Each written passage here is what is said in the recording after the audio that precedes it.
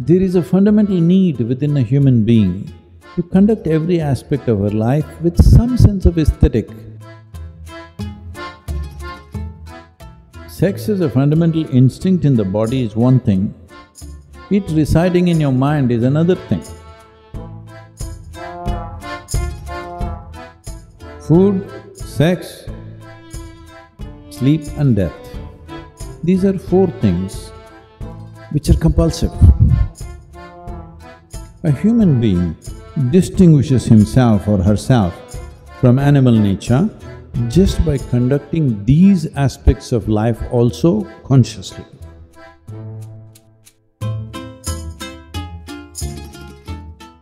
Your existence, you're actually a sexually transmitted disease, you know.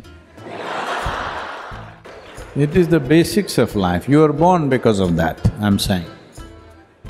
Not your sexuality, somebody else's. So, we are born out of that. Should we end with that? That's a question. It is not about right and wrong, it is not about morality. It is about the limited nature of what it is. Do you want to be stuck in it forever? Or do you want to think, this is all bad, I don't want to touch it? No. I would say, for at least 30 to 40% of the human beings, it is only a passing thing within themselves. But because of social culture, they all believe they must go in that direction. There may be another 30-40 for whom it's a very compulsive need. Another 30-40% are medium, they're like, they need it but not so compulsively. This is the nature of the population. I'm saying this with certain absolute sense of perception about this. Not everybody is on it all the time, but today society is cultivating them like this. If you're not it, you're not normal. So, what you're essentially saying is, all the yogis of the past were not normal, Gautam Buddha was not normal, nobody was normal except those who are on the pornography sites. Nobody's normal.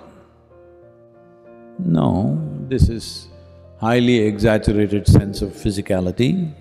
There is a physical body, it has come into existence only because of somebody's sexuality, isn't it? So, sex as a fundamental instinct in the body is one thing, it residing in your mind is another thing. That is happening because of a certain level of culture around you. That is happening because of somebody told you it is a sin, you should not think about it. It is just that there is a dignified way of conducting it.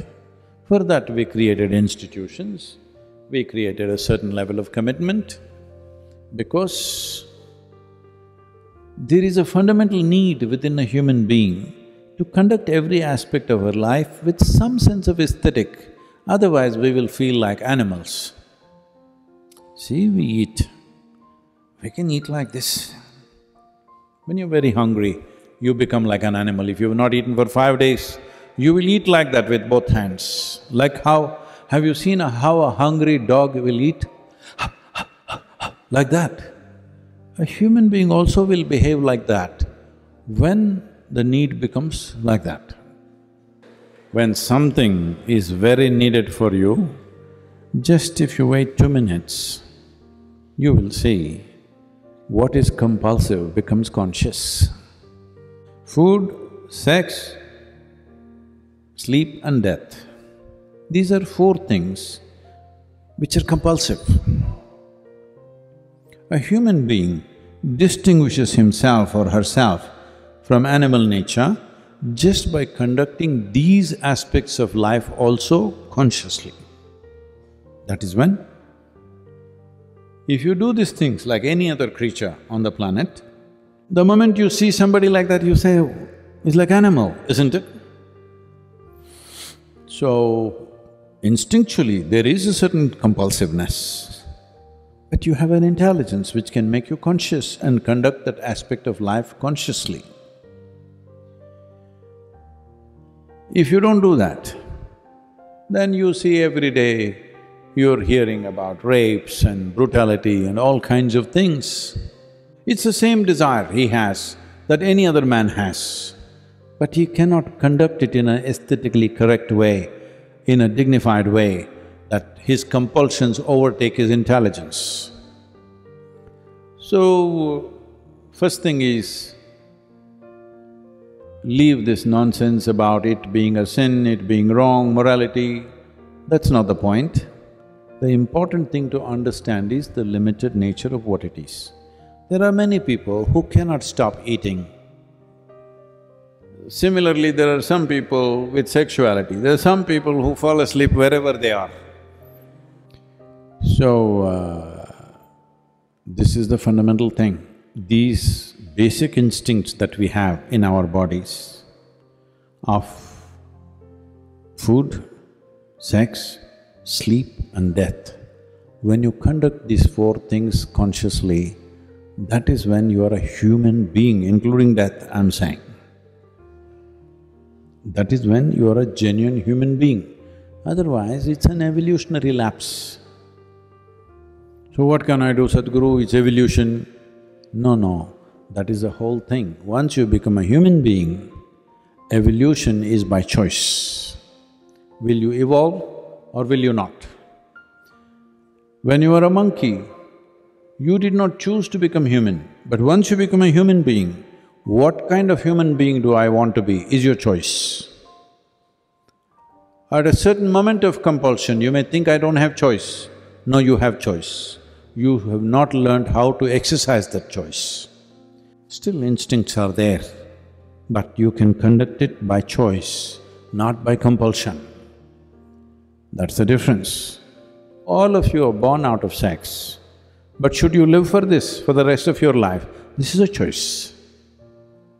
This is a choice. It is an element of your body, it is not the whole of it.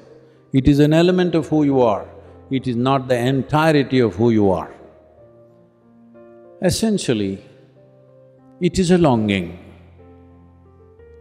What we long for can be transformed, isn't it? When you were a child, you were longing for a peppermint. As you grow up, you long for something else.